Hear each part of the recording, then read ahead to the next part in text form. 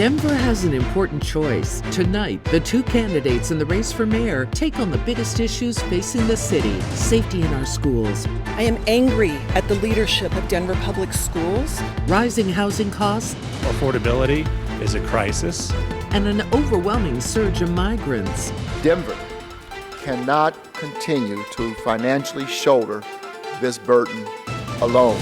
Kelly Bruff, former chief of staff for Denver mayor, is vying to be the first woman in that office. And Mike Johnston, a former state senator with nearly 8 years in the legislature. Presented by Denver 7, the Denver Post, Colorado Public Radio, and Denverite. Live from Denver 7 studios, here are your moderators, Ann Trujillo, Joe Rubino, and Desiree Mathrin. And good evening to all of you. Welcome to tonight's debate. Tonight we will hear from the candidates for Denver's mayoral race. Election day, as you know, is June 6th. So let us first welcome the candidates, Kelly Bruff and Mike Johnston. So we thank you both for being here. We appreciate it. Now we first want to go over a few rules for you. Candidates, you will have 60 seconds to respond to most questions. 30 seconds for any possible follow-ups from us. We do have a countdown clock, so if a candidate runs over time, they will hear a ding sound. If your opponent references you in his or her answer, you will get 30 seconds for a rebuttal. And just for fun, there will be short yes or no questions scattered throughout the debate. So let us please begin. So prior to the debate, a coin flip decided who will go first. The first question we know is for Mike Johnston. So Joe Rubino with the Denver Post has that question. You both released tax documents to the Denver Post as part of this campaign. Kelly, you reported a 2021 income of about $272,000. Mike, you reported a joint income with your wife of $603,000 in 2021. With those respective incomes, what makes you think you were in touch with Denver's working families who on average are making $94,000 a year?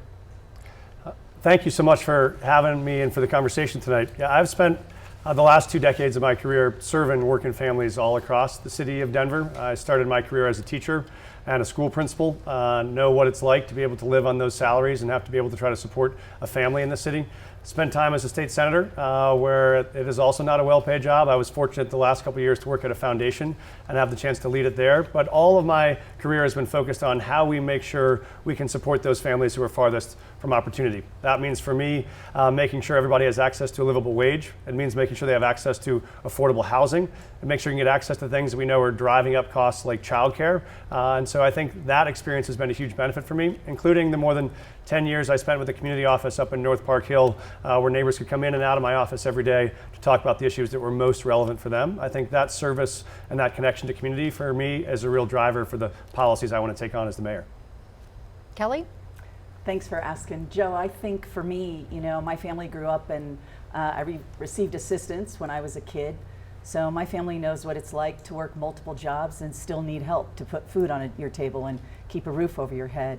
When I first moved to Denver for probably the first 20 or 25 years, my husband and I struggled.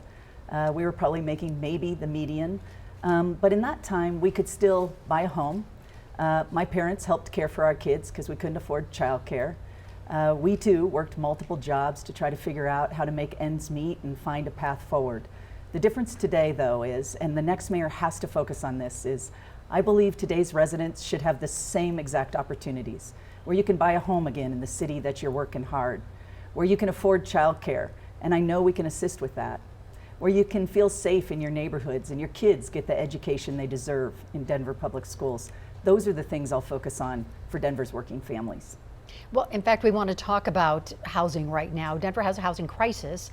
We do have a series of questions under this topic. First, Denver's building permits office has struggled to catch up on serious backlogs that delay development, including for affordable housing projects. So former mayoral candidate Robert Tretta owns a construction company. He tweeted out, quote, "I'll give the new mayor 6 months to straighten out the building permit mess, and after that I don't care anymore. I'll be starting projects in Denver without a permit. I will also encourage all my contractor friends to do the same." So what 2 things could you do to bring that office up to expectations? Kelly, you go first. Yeah, I'll start, and I also want to say former candidate Tretta has endorsed me and I'm grateful, and I take his challenge seriously. There's 2 things I would do. Denver is significantly behind today, and the reason this is so critical is this not only costs money on those apartments that are being built but it costs money for Colorado Coalition for the Homeless, for Habitat for Humanity, for affordable housings we're trying to build in our city. I would bring in contractors. There's companies who can help us catch up and really get behind that backlog, which is overwhelming. The second thing I'd do is restructure the department. Today it's very siloed. We have multiple departments, from the Department of Forestry, the Building Code, the Planning Department, the Fire Department, the Transportation Department, all trying to coordinate this work. I'd make it one team with one person in charge of it, really focused on delivering customer service and making sure we get that housing done more efficiently and more cost effectively. Mike, how would you respond? Yeah, I think the most important thing here that we see every day is we can't afford a Denver where Denverites can't afford to live. Right now, we know the very residents who are serving this city, the teachers, nurses, firefighters, servers, 80% of those folks can't afford to live in this city tonight. And that is a dramatic problem we have to solve. And we're making that problem worse by having a permitting process that is so slow that it drives up the cost of those units, and it makes us wait longer and longer to get those units built. So that was one of the reasons why I helped build a coalition of organizations around the state to take on our first statewide ballot measure to take on affordable housing. That was Proposition 123, which passed last year. And a key part of that is not just putting $300 million a year each year into expanding more affordable housing.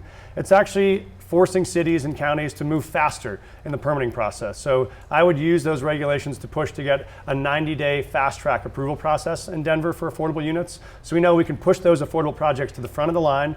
We can get them moving, we can get them built, we can get people housed in the units that they know they can afford and they can afford to stay in.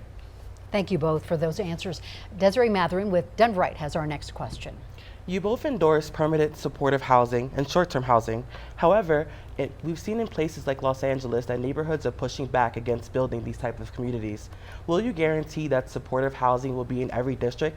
If so, how will you deal with pushback? Mike can go first. Great, thank you.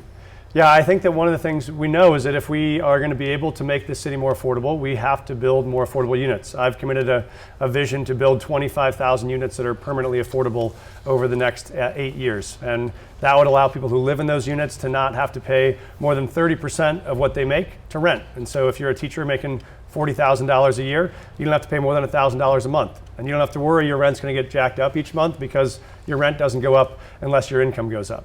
And that allows us to bring density and to bring supportive housing around the city. I think we do want to focus on the places where we have access to public transit, we have access to light rail or to buses, so we can have more dense housing that don't always require everyone to have a car because they have an easy and convenient way to get to work. So I think we want to bring affordable housing to all of the regions of Denver, but we also want to prioritize those places that have the best access to transit as places where we can build the greatest density. And that's what I would work with neighborhoods to do.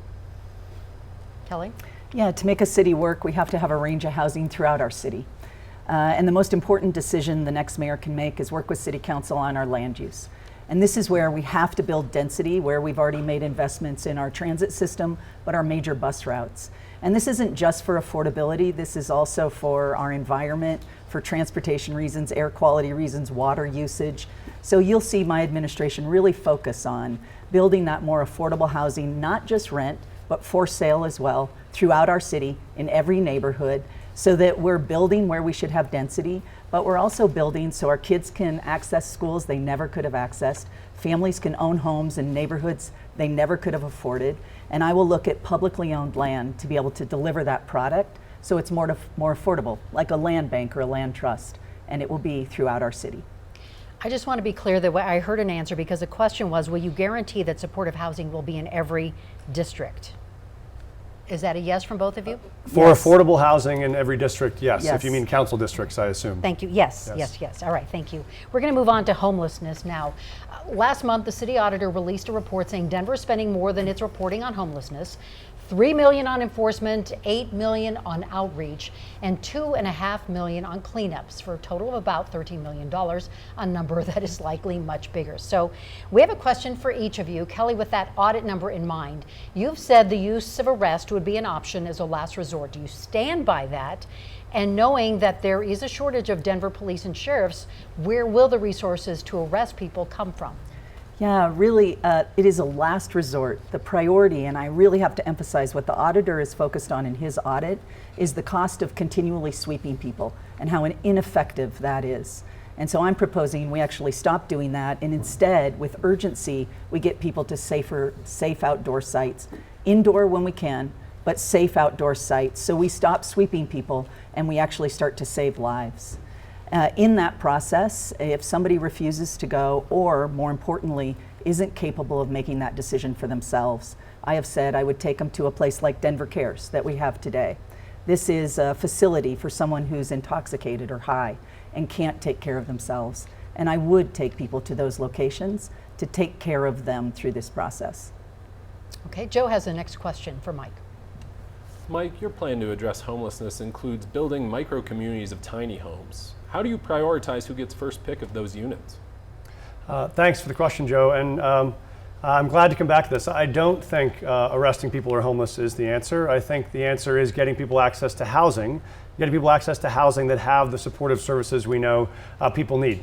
Example is I was talking to a guy outside of a shelter a few weeks ago who had a construction hat in his bag and was saying that he's been working construction but ended up homeless again after 11 months of work because he had to choose between going to get a shift for construction at 5:30 in the morning or going to the methadone clinic where he's getting treatment to get off his addiction.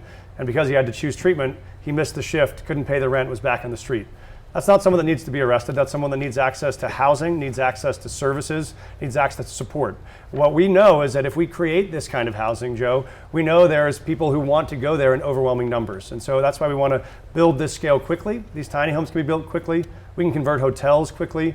That allows us to move people to those sites that we know they overwhelmingly want to go. And so for me, that's how we solve it, and we can solve it with real speed. Thank you. All right, here's Des with the next question. You both have produced plans of addressing our unhoused community members. So this next question comes from the Sun Valley Community Coalition. What is your plan to address the need for affordable housing for low-income Denverites and missing middle that does not displace current residents? And Mike can go first. I'm so glad that you raised this because this is what we're finding is there is a huge gap of affordable housing, not just for folks that are unhoused, but for people that are working full jobs, sometimes 2 full jobs, and still can't get access to housing. This is why it's so important to make sure we have housing that we can guarantee people is affordable and will stay affordable. So my proposal will build these 25,000 units or convert existing units to be permanently affordable so people can get access to them at any income level. If you're making $20,000 a year or $30,000 a year or $60,000 a year, we know we have families that are married couples making $80,000 a year that still can't afford to raise kids in this city.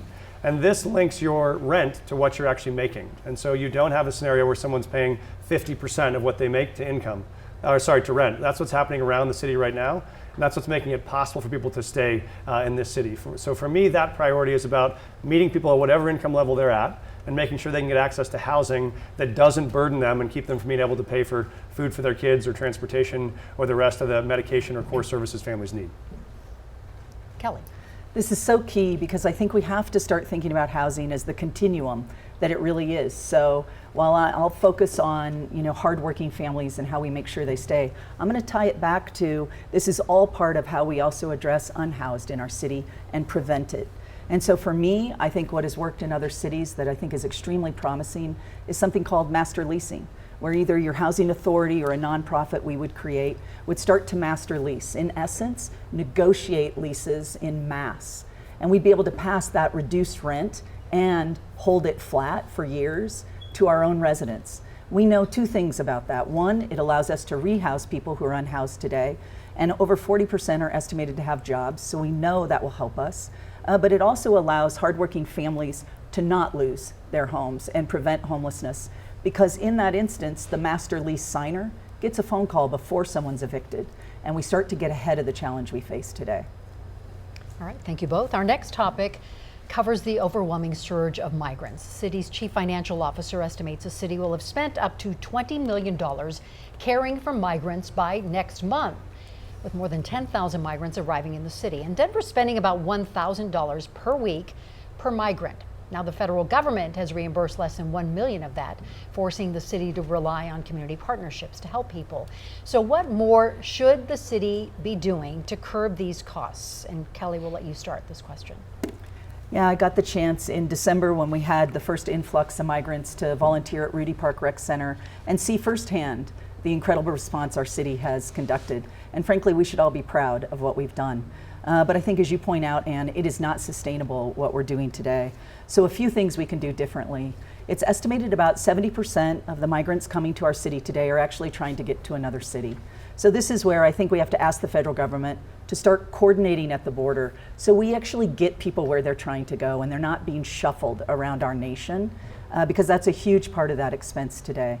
But the second reality is we're telling people who are coming here seeking refugee status that it will take months and months, best case probably 6, and years before we know if they receive that status in our nation. And meanwhile, you can't work. My priority will be allowing people to work until they can find out what their status is. Thank you. Mike? Yeah, I was speaking to some of the migrants last week about this, and they'll all tell the same story. Everyone came up to me and said, hey, where can I find a job? Where can I find a place to work? I want to work. What are the options? And at the same time, I have business leaders calling me and saying, hey, I have so many jobs I can't fill. How can I hire those folks? So the only challenge we have right now is we have people in this country who want to work. We have businesses who want to hire them. And we have a federal government who won't get out of the way to let those employers hire those people who want to get to work. And so I would push President Biden and Secretary Mayorkas to say, these folks should have temporary protective status now. They should be able to get to work right now while we're waiting to see what their long-term status is, but it doesn't serve them or us to have them here not able to do what they want, which is to support themselves. And the second is we have to find ways to solve costs as a community. The city doesn't have to do this all on our own. We should reach out to churches and nonprofits and community partners, other regional partners to say, Denver doesn't have to carry all of this cost on our own. We don't have to pay rent at hotels every single night. Where do we have community partners who can help solve this housing? And I think that's a much better way to go about it. Well, which leads us to our next question. Joe. Yes, Mike, you'll be leading this one off. How, as mayor, would either of you reach out to our neighboring communities to take some of this burden off of our local nonprofits in the city of Denver, the financial burden of helping these migrants in the short term? Great question, Joe. And for me, there's a step I do even before that, which is right now I would call El Paso, because right now most of these migrants are coming from El Paso, and they're being put on a bus to Denver with no knowledge they're coming to Denver or no desire to stay in Denver. We could help ease a lot of this pressure by working with El Paso in advance to say, if you have folks that know they're trying to get to Boston or trying to get to Chicago, let's put them on a bus to Chicago in the first place, not come to Denver as a first stop. And then when we know what that volume is, we can work with our neighboring communities to say, all right, what capacity does Denver have? And what capacity could Colorado Springs have? What capacity could Fort Collins have? What capacity could Grand Junction have? This is what we did after the Katrina in New Orleans, and we knew there were refugees coming to Colorado. We partnered in advance. We worked with other municipalities. We identified locations, and we moved people to places where we knew there was staff and support. We can do the same thing here. It just takes a more proactive approach and more regional partnership to make sure we get it done. Kelly? Yeah, for me, I'd do what I've already done as a candidate. We have a number of organizations. The Metro Mayor's Caucus, I think, is one of the strongest, that really brings together all of this region's mayors. I've met with a number of mayors in this region, and I talked with them about my homeless plan, and that I believe we actually can't address our unhoused population unless we actually work together. And 7 mayors in the metro area have endorsed my homeless plan and me as a candidate. I would do the same kind of work on issues like this, and frankly, other issues that we face, from transportation to air quality to climate issues. We have to do these things as a region. But I would use more than just the Metro Mayor's Caucus. We also have the Colorado Counties Incorporated, CCI. We have the Colorado Municipal League. Those are all structures that are perfectly situated to allow us to come in and begin those partnerships immediately. Thank you both. We're going to move on to child care now, that issue, and Desiree has the question. In December 2022, the average monthly cost of child care in Denver was $1,575, a cost burden for many families. But the supply of care is also an issue.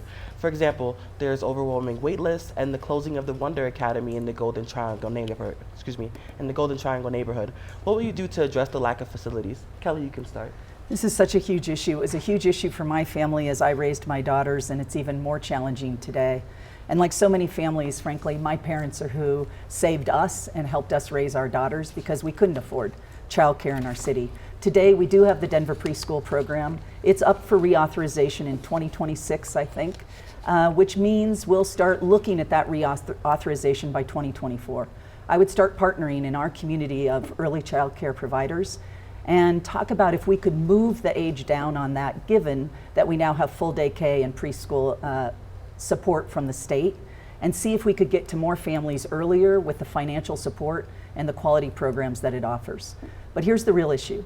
We have to address pay. If we're going to have enough workers to provide the care that we need, we have to address the pay of the workers in this field. And I would work with that same group to come up with solutions to address that issue. Mike? After housing, we know that childcare is the single most difficult cost that families face right now, and this is one we have to take action on. I'm proud I've been working on this for the last several years. We actually worked with a broad coalition of leaders around the state to bring universal preschool to Colorado with the 2020 ballot measure. That's going to make a huge difference for 4-year-olds and families' ability to get access to preschool for those 4-year-olds. It also means in Denver, we allowed it for then the Denver preschool program to move that support down to expand to more 3-year-olds. So we'll be able to expand that care, but there are a couple things we have to continue to do. One is we need more actual providers. We live in a childcare desert where it's too many neighborhoods that don't have access to providers at all. So we want to help ramp up and scale more providers. That includes things like in downtown Denver using vacant office spaces to be able to retrofit those for childcare facilities so folks bringing their kids downtown can place them there. It means training more people who want to enter into being childcare providers, and that's a great pipeline for us to get them to become teachers. But we have to be able to both train those people, prepare them, pay them, and get them access to sites where they can teach. All right, this next question focuses on the economy, and this comes from Denver 7 Anchors Nicole Brady and Brian Sanders. Brian and I have both reported on efforts to restore Denver's business districts, including Lodo, Cherry Creek, and downtown. We've heard from the community concerned about crime, safety, also how the move to remote and hybrid work is decreasing foot traffic in business. So our question to the candidates, what 3 specific ideas do you have to help revive Denver's business districts? And Mike, we'll let you start. I do think you mentioned some of the most important parts of reviving business, which is when I talk to business leaders today, particularly about downtown, they'll say, and my employees felt the same way, they're worried about their safety in downtown. So for me, that's a start of making sure we put more first responders onto the street. I've come out to say we should put 200 more first responders. That means, yes, officers that are out walking beats and being visible in neighborhoods to talk to business leaders and residents. It means mental health and paramedics when we need those. I think that's an important step. The second is getting folks who are unhoused access to housing and services and stability. That's really important. But the third is encouraging people to come back downtown, particularly to work.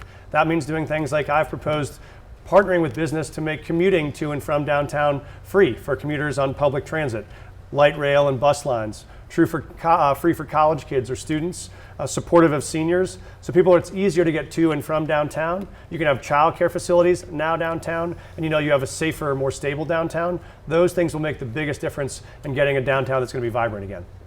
Kelly? I've committed to end unsanctioned camping my first year. And this is just so important that people have a safer place to be, housing and shelter that they can be at. I think that will help our downtown tremendously. But I also believe we have to start to focus on increasing residential downtown, where we get people 24 hours a day, 7 days a week. And today we are losing office buildings, and other cities have found transitioning some of those office buildings to residential really helps restore the vibrancy of your downtown. I also believe we have to focus on the completion of the mall. There's no question that construction is impacting your experience downtown and feelings of isolation. So I'd really focus to make sure we stay on time and maybe earlier so we can complete that construction and start to rebuild and create the events that invite people to be part of our downtown again. Thank you both. Joe has our next question. Mayor Hancock has said remote work has promoted employment and retention in the city, but he's enacted a policy that requires many city employees to be at their desks at least 3 days a week.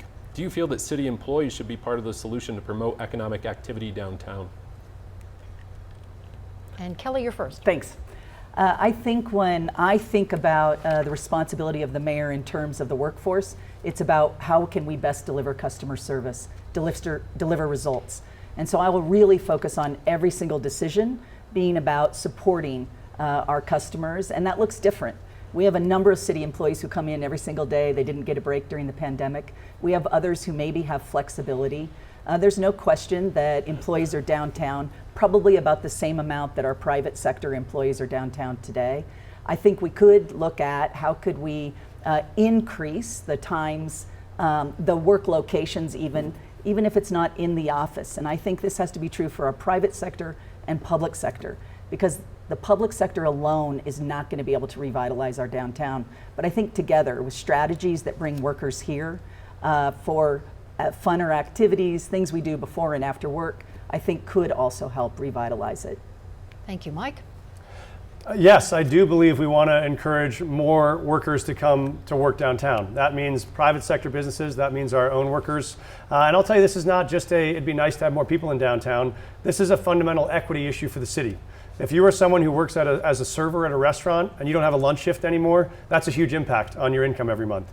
If you're someone who works at a retail shop downtown and you don't have an 8 to 4 shift anymore during the day, that's a huge impact on your family's income. And we know a lot of those jobs that don't have the privilege of being able to be remote are relying on a lot of us to be able to be back in person to not just revive the vibrance of downtown, but to make sure those people whose jobs depend on us have the ability to get that access to services. So I see our city employees, certainly the folks that I appoint and the city employees we work with, as part of that call to service. Our fundamental mission is to help revive this city, and part of that work for us is to make sure we revive downtown. Of course, there are still ways to have flexibility and figure out what people need department by department, but we will push to try to make sure all of the city's employees can come and help us revive downtown, and we'll be part of that. Okay, we're going to shift gears a little bit. We're going to do a round of yes or no's. So please, if you would, both just answer yes or no, starting with, do you support Denver residents paying for trash service through the city's new fee?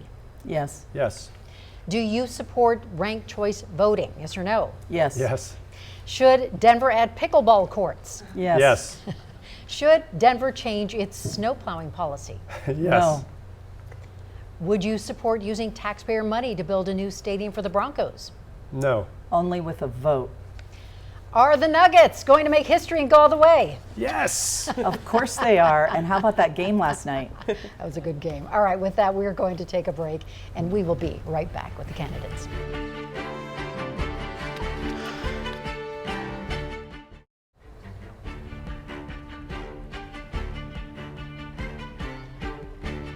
And welcome back, and we begin this half hour, the Denver mayoral debate, talking about equity. And our first question comes from former mayoral candidate Lisa Calderon, who placed third in the April election. Nearly half of Denver residents are people of color, with the largest share being Latinos at about 34%. However, the Hancock and Hickenlooper administrations fell far short of appointing women of color to key leadership positions. Will you, as mayor, appoint women of color to your leadership and transition teams and include my input? Kelly, we'll begin with you. Absolutely, but let me describe the process I want to go through because it's exciting. I look at those cabinet positions as the most critical decision that I'll make as your mayor. And so I will create stakeholder groups, community coming together to help identify who are the best applicants. And this kind of process works for two reasons. One is by having diverse stakeholders help look at resumes, identify critical issues, we'll get the chance to ensure everyone who applies really gets careful consideration. But my experience is it also encourages really diverse applicants and top talent to apply. The second reason I'll do it this way, and I'll hire from the top qualified candidates that stakeholder group recommends, is because it also means that we hire someone that our stakeholders, people who care deeply about that job, now are invested in, that there's ownership, and together we can begin the work immediately. I think we'll make more progress and have more success. That's what my process will look like. Thank you. Mike? Thank you, and thank you, Dr. Calderon, for the question. Absolutely. The answer is we will ensure that we have both incredibly diverse transition teams and incredibly diverse leadership teams, including making sure women of color are heavily represented in those moments. I've had the chance to lead in different roles over the course of my life, starting as a school principal. I led 3 different schools around the metro area. And in each of those places, one of the most important keys to success is making sure you have diverse leaders around you who have connections to the community, to the kids, to the neighborhood, who have different lived experiences. That always makes a leadership group stronger. The same was true when I was in the state Senate and opened a community office in North Park Hill. We had the chance to be both leading with community and neighbors and also making sure that those community leaders had voices in our policy work. We created a citizens cabinet, which was made up of all of those neighbors who had experience, lived experience, or expertise on a given topic who could help inform the policies that we chose. did that as a foundation leader, and will absolutely do that as the next mayor, is to make sure we have a cabinet that looks like our city, and we have a transition team that looks like our city. Thank you both. So continuing the conversation now on equity, Desiree has the next question. This question comes from Servicios de la Raza. How do you intend to increase resources for community-led initiatives by community-based organizations of color? Mike, why don't you begin? Thank you. Yeah, I've been proud to partner with Servicios de la Raza in the past, and proud to have the support of Nita and Rudy, who are working so hard to make that happen there. What we know is that the city can't solve all these problems on their own. And the only way we get big problems solved is by actually being able to partner with nonprofits who have the most expertise, they're the closest to the problem, and they have the relationships that are able to deliver really transformational results in our neighborhoods. So the way I would approach it is to say, what's the big problem we're trying to solve?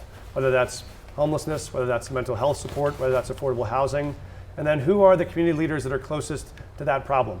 Who are the ones that have real insight into what's working and what's not? How do we get them at the table to help us design the solution?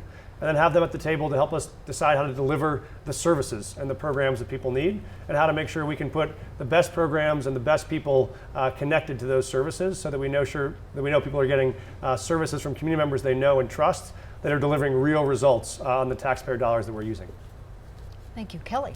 I will absolutely engage our community and our diverse community partners in this work. And I'll give you an example of how I've done it in my history. When I was CEO of the Chamber of Commerce in 2018, we set out to address the inequities we saw in our economy around race and gender.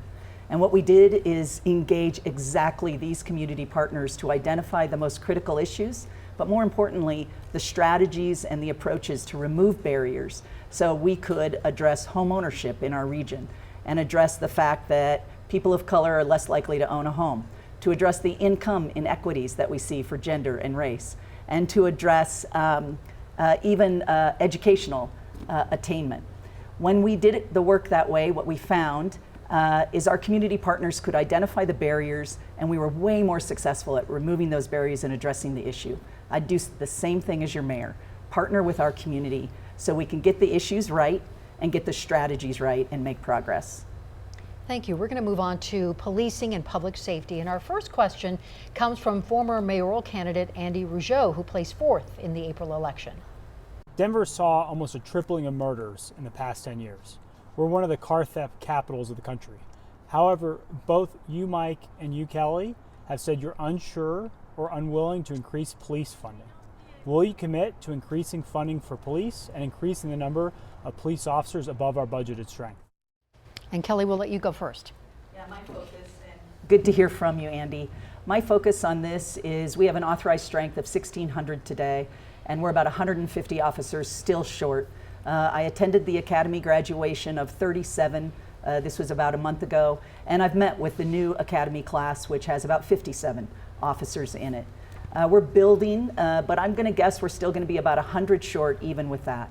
My commitment is to hit the 1,600 and to focus on increasing our mental health professionals, our star responders, so we free our officers up to be at the issues we most critically need them to be at. By doing that, I think we can address both of the issues. To your point, Andy, of making sure we respond and can address the community safety issues from a police perspective, but also serve our community on the mental health issues that they need us on today. Thank you. Mike? Thanks. Yeah, we know you can't feel at home in a city where you don't feel safe. If you ever had the experience of walking out the front of your house to your car being stolen, or coming home to your house being robbed, or having to sit at your kitchen table and talk to your kids about their fears of school shootings, you know how real that is. And so I do believe to take this on, it's going to require more officers and more first responders. That's why I've committed to putting 200 more first responders onto the street. That would include both officers, would include mental health workers, and would include paramedics and EMTs. But it also means deploying them to a different kind of job. It means recruiting those people from the communities that they serve, so they represent the neighborhoods that they're going to serve. It means training them differently to have them be able to be expert in how to build relationships and de-escalate conflict. And it means deploying them to a different type of job. I want back a real version of community-based policing, where we have officers that are walking neighborhoods, they're visible, they're talking to neighbors, they're giving you their business cards, you can see them and ask them a question, and they can do what I did as a school principal, which is be out in the hallways to stop bad decisions before they happen. Thank you both. Let's go to Desiree now with our next question. This question comes from Reverend Ben Sanders from New Hope Baptist Church. He asks, What policies would you enact to help create a system that holds bad police officers accountable? Mike, you can go first. Thanks, great to see you, Ben, and always great to see you preach. You people should show up at New Hope and hear him. I do think a really important part of this is accountability. You know, I say there are certain professions where we expect incredibly high levels of execution.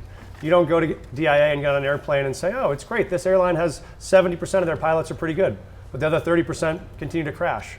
When you have high levels of public safety involved in something like a police officer, we should expect high levels of accountability. And this is a place where Kelly and I have different opinions.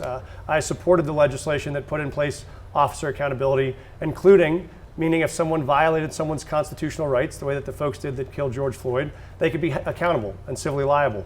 I want to keep that accountability in place. I don't think we should go back on it. And I want to make sure we both recruit a well-prepared and trained force, but also that we hold people accountable to the highest standards, because when you have that public trust, you have to make sure you deliver on it. I think we should expect that of every officer. And Kelly? Yeah, let me first say, Mike, that's a misrepresentation. I do support that legislation. And to the question, let me focus on, I've been endorsed by the almost 1,500 police officers who serve our city every single day, and by the Greater Denver Ministerial Alliance, representing over 40 black churches. I appreciate this question because I think this is exactly what the next mayor has to do, is bring our community together to address these kinds of issues, where we prove we're capable of holding our officers accountable and at the same time supporting them. And there is no relationship in our life where both of those things don't have to be true. I would use the Office of the Independent Monitor to help do this work, which is already in place and established. We also have a director of the Department of Safety who's a civilian who oversees some of this work. But just as importantly to me is, I'll focus on changing our police department and the culture, becoming more transparent, so we can gain trust with community and also ensure we're getting constant feedback to improve our service. All right, Joe has our last question on this topic. You both have discussed that by the time a crime happens, the mayor has already failed their constituents. What would be your focus when it comes to crime prevention, and how can a mayor effectively prevent crime? Kelly? Thanks, Joe. This is a space that comes from some experience when I was John Hickenlooper's chief of staff when he was mayor. And the chief of police came to me one May with concerns about we were seeing a rise in violence among our youth. And instead of simply adding officers, what we did is, for the first time in Denver's history, we opened our rec centers for free. And what we saw that summer is we saw both our kids as victims of crime, but also committing crime, both went down. To this day, our rec centers are free. What you'll see is every single member of my cabinet focus on what they control in terms of the drivers of crime. And we know what they are. Stable housing, so we'll focus on making sure our families are in stable housing. We'll focus on access to economic opportunity through our Department of Economic Development. We'll focus on making sure our kids have recreational opportunities, are forming relationship with peers and adults. We'll focus on supporting Denver Public Schools to deliver the education that gives our kids hope and a possible future. Those are the things that will reduce crime in our city. Thank you. Mike? I think that's important. This topic is about three things. It's about prevention, it's about intervention, and it's about safety. The prevention steps are, the best way to keep a 17-year-old from getting his hands on a gun is make sure that that child, when he's 12, gets his hand on a passion, a sense of purpose, a sense of commitment, the thing that gets you up in the morning, keeps you in positive peer groups. And for me, that's why I would support expanding a program we established that would allow kids to get access to after school and summer school programming in areas of their passion, whether it's arts, whether it's athletics, whether it's science, whether it's math. That's critical. Second is, when we know that there is a 13 or 14 or 15-year-old or any person who's made some initial bad decisions and is getting into the criminal justice system, that's when you have to really provide wraparound intervention. Therapy, counseling, support, intervention. For many of the school-based violence we've seen, we had early indications those young people were at risk. We didn't get them the intervention that they need. And third is, we have to put people in the settings where they're most likely to be safe. That may mean alternative schools or alternative settings for young people, and intervention and probation for adults. All right, we want to talk about school safety at Colorado's largest school district. After the shooting death of a student, Luis Garcia, and another shooting injured two deans at East High School, a Denver 7 investigation uncovered there are dozens of students currently on pat-down protocols in DPS schools. So how can you help make effective change as a mayor in a district where you have no oversight? Kelly, you're first. Well, as a school principal, I have navigated this problem many Mike, times. you go first. Okay, sorry, go ahead. thought you said, am I first? Yeah. Go Great. ahead, yes. As a school principal, I've navigated this problem multiple times, which is you have young people that have different sets of needs. I ran alternative schools that serve kids with very serious criminal histories, and we were well suited to support those young people. And so I think that means if someone has a gun background and they've been expelled for bringing a gun to school before, it doesn't mean the best placement for them is in a 3,000 student comprehensive high school. They're all smaller alternative settings where we can give that student a great public education, but actually still make sure that that young person is safe and the rest of the students around him or her are safe. What I would do here is I would partner more directly with the school district. I would make sure we reinstitute the school district coordinating committee where you have city council people and school board members, mayor, and superintendent sitting down and talking. I would work on more of the after school and summer programming, work on more of the mental health support we can provide through Denver Health to the district. And in places where we disagree, I would make that clear too and be able to call out publicly what I think the district needs to do. But we want to start with partnership, but make sure we're never compromising people's public safety. All right, Kelly, your turn. Thank you. I would definitely focus on the partnership aspect from, as you point out, and the mayor doesn't have direct control over our schools. And so here's a few things from my experience as chief of staff. We ran the city school coordinating committee, which brought together school board members and the superintendent, the mayor and city council, and you could talk about these issues and explore solutions together. But it resulted in really meaningful advances, like we started picking up, the city of Denver started picking up trash for our school district to save them money so they didn't have to pay a contractor to do it. I think that same kind of expertise could come from our police department on what are strategies to make our schools safe, what are strategies to ensure our kids are safe, and that there's alternatives for kids who maybe aren't ready or prepared to be in our schools. I also think, though, this is where we have to restore confidence in our school board. And in November, there's 3 seats up. And I would advocate for 3 people in November who restore confidence that they're running our school district, both educating our kids and keeping them safe. So you both would be vocal about who is running for school board and let it be known who you support. Yes. Yes. All right. Our next topic covers transportation. Desiree will have the question about RTD and Kelly will start. So Des? The Regional Transportation District provides nearly all of Denver's transit services, yet it faces long-term budget issues, isn't affordable for all Denverites, and doesn't reach all neighborhoods. Is it city government's responsibility to step up and pay for more transit service in the city? And if so, how would you approach that? Yeah, we're seeing it already, Desiree, where the city of Denver is looking at bus rapid transit on Colfax. I'll be looking at it on Colorado Boulevard, Federal Boulevard, huge opportunities. But I've also met with the general manager at RTD. I've met with some of the board members there to talk about the challenge. We have to make that system work. It's a massive investment, but it's critical for air quality, for transportation, all those issues, and frankly, affordability. And so some of the things I'm encouraged that they're looking at is bringing that price down.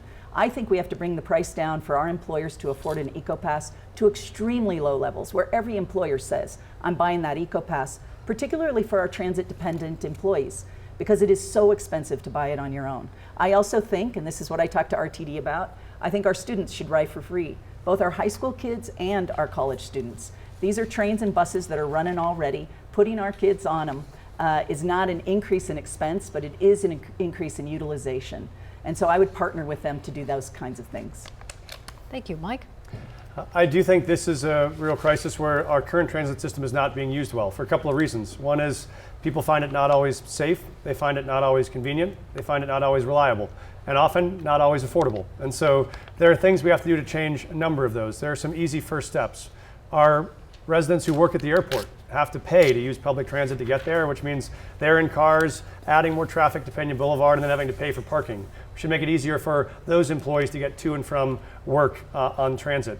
We should also make it easier, as I laid out earlier, to get people to and from work downtown on public transit and be able to get access to those EcoPasses for free. What that would mean is more encouragement of people using transit and more ability for them to get to downtown, which is a neighborhood we want to revive anyway. Right now, actually, part of the reasons why it feels unsafe is because there aren't enough riders. By putting more riders onto the RTD, we both actually get more safety and we can get more reliability of routes, because the more riders we have, the more routes we can generate, the more frequent the bus or light rail becomes, and the more likely folks are to use it. Thank you. Now, Denver's approach to streets has changed. We're learning how to divide that space between drivers and cyclists, scooters and pedestrians. Is Denver on the right path when it comes to adding more protected lanes for non-vehicle uses? And if so, how would you navigate the recurring tension in neighborhoods, such as when street parking is taken away by the city? Mike, you begin. We know we have to do a both and. We know that there are a lot of folks like me with 3 kids who got to run a lot of errands who aren't going to be able to always use public transit to get to and from their next spot. So we do have to continue to make sure that we have accessible and easy to navigate roads for cars. But we do want to, every chance we can, find a way to make it easier for folks to get out of cars. That means, yes, if you are a biker or a bike commuter or want to take your family out for a ride, that means dedicated bike lanes that are safe. That means they either have a median between the bike lane and the drivers, or they have the sticks, or they have the ability to have an elevated road, something that provides real safety for you to take your daughter or your mother out on a ride. That's important.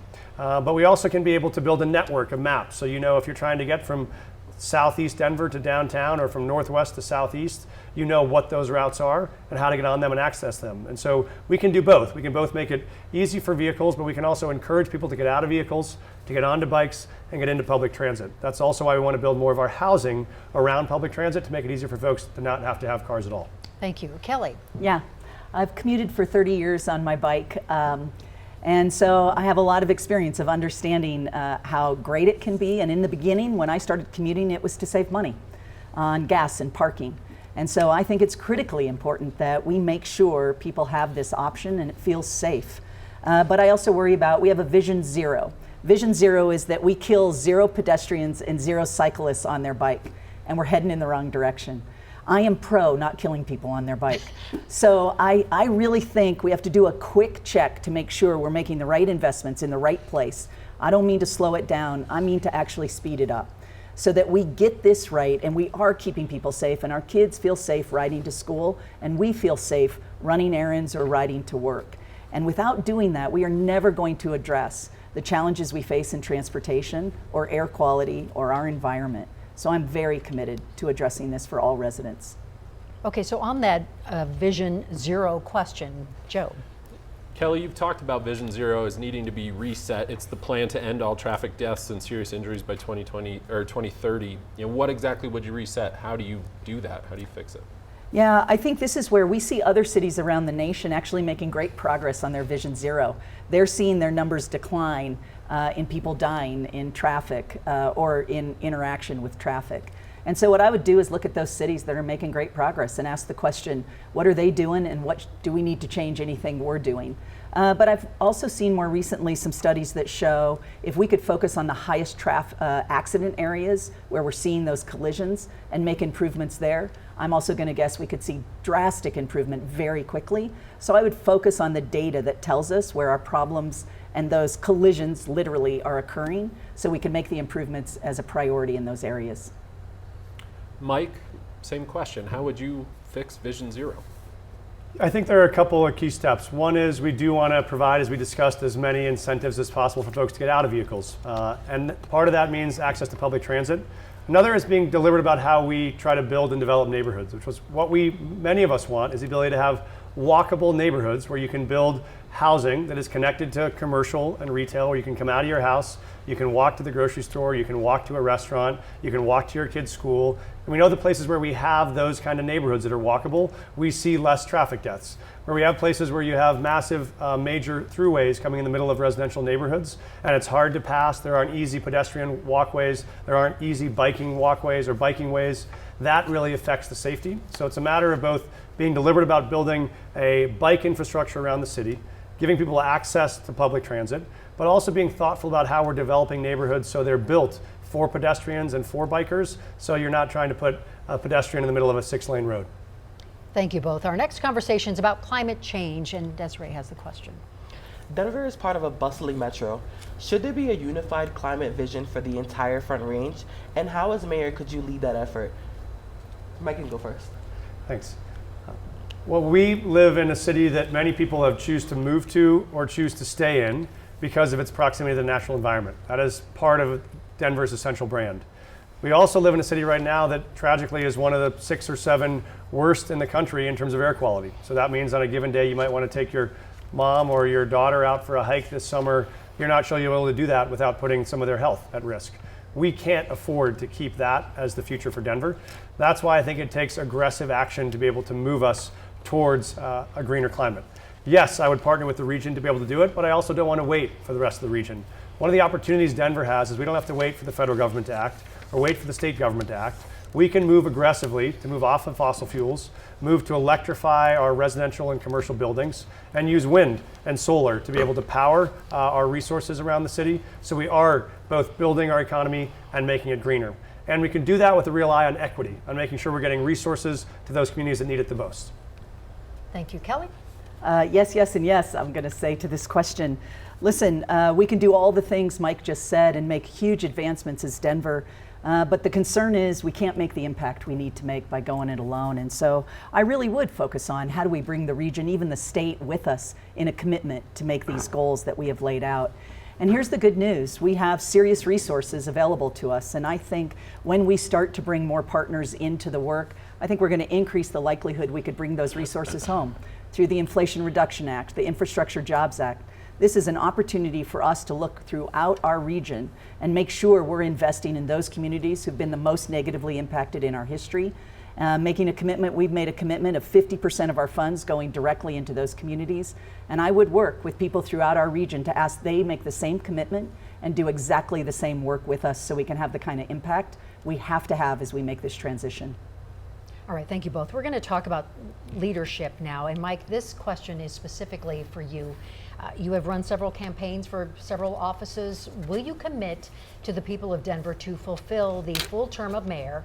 And how can you assure voters that you're not using this as a stepping stone to a more high-profile position?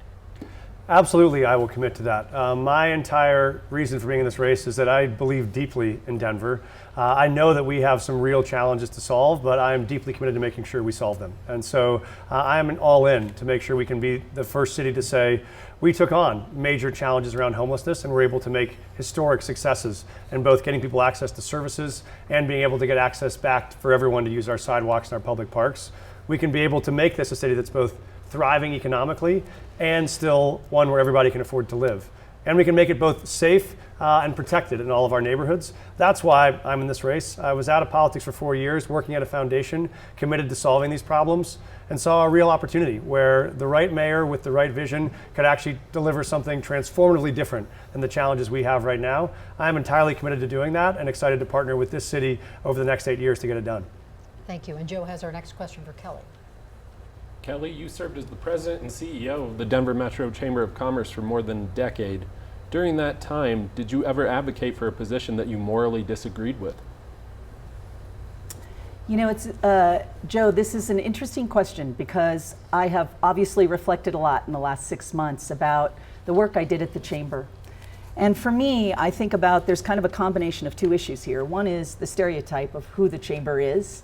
And I think about who the Chamber is, 3,000 members, has a 55-member board who guides those positions.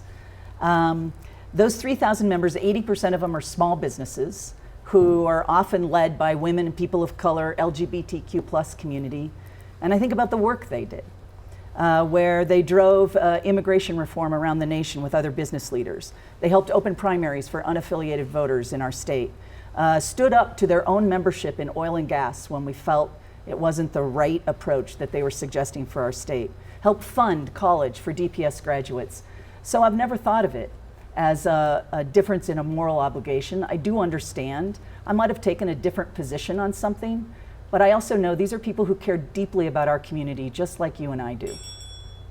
All right, thank you both. We want to get to the closing statements portion of the night. Again, we flipped a coin to see who would go first. We begin with Kelly Brough. So, what sets you two apart? Why do you want this job? And you each have 60 seconds for this. I don't think you're supposed to ask it that way. Listen, I'm running for this job because the truth is every beautiful thing I have in my life, I have because I chose Denver. And I'm so grateful my family chose Denver. And I share the same vision you have for our city as residents here.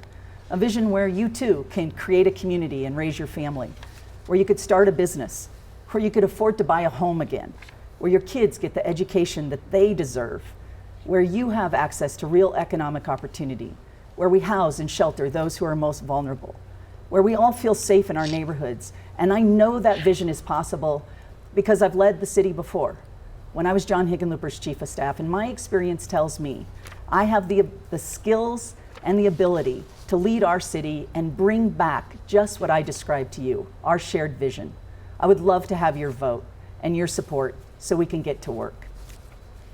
Thank you, Kelly. And now it's Mike's turn. You have 60 seconds. Thank you, and thank you so much for joining us. I do think there are real differences on our approach on these things. I'm proud of the time I've spent dedicating myself to progressive battles for working families, things like supporting expanding minimum wage and supporting expanding family medical leave, things on which Kelly's had a different approach. But that's not, I think, the biggest question the city faces. The question we face is, what is possible for this city? What's a vision for the Denver we all want to build? And for me, the vision I have is a city where you can take your kids out to any neighborhood in Denver on a Friday night and sit on the 16th Street Mall and have a beer, and they can run around behind you and you not worry once about their safety. It's a city where you can take those same kids and drop them off to kindergarten and have that teacher swoop them up in their arms and give them a hug. And you know that teacher can still afford to live in this city that she serves. And it is a city where, yes, you can walk around through any of our neighborhoods at any time and not have to see anybody who has to sleep on the streets. That is a Denver we can build, and that's a Denver I'm committed to building together with your help. Thanks so much for having us tonight. And we thank you both. And this wraps the closing statements from Kelly Brough and Mike Johnston. We truly thank you for your time, the opportunity to give our viewers, readers, listeners, the opportunity to hear your opinions on issues that matter to Denver. So yes, this concludes our Denver mayoral debate. Election day, as we all know, is June 6th. So thank you at home for watching. Join us tonight at 10 for a breakdown of this debate. We thank you again and good night.